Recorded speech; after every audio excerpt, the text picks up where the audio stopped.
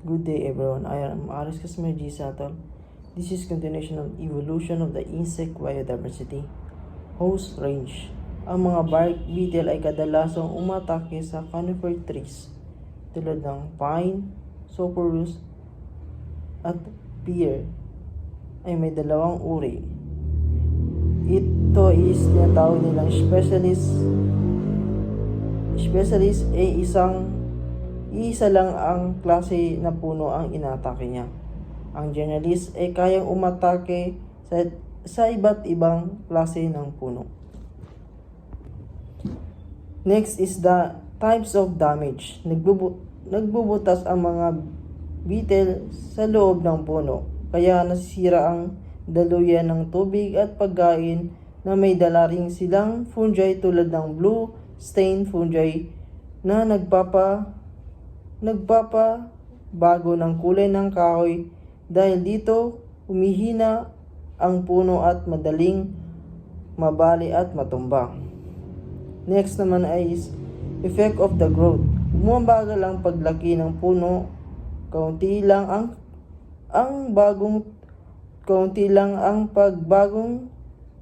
pagbago tumutubo ng puno. Maraming puno ang namamatay, naapektuhan ang ecosystem.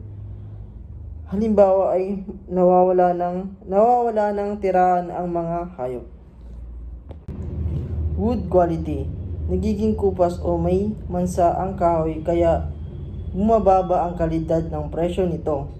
Dahil dito ay nalulugi ang mga nasa forestry logging industry. Next one is importance of management.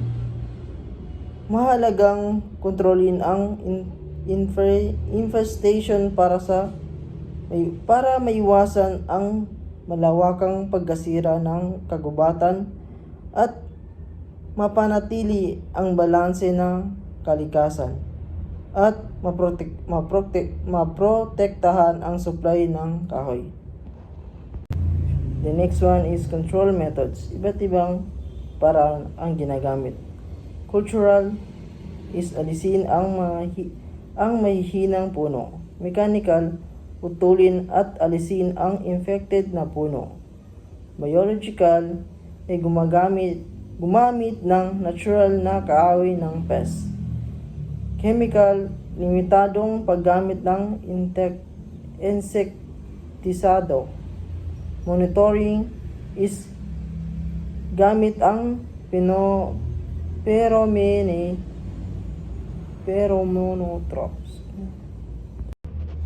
Next one is application. Depende sa sitwasyon ng gubat. Ang gagamiting paraan ay mas epektibo kung magapan agad at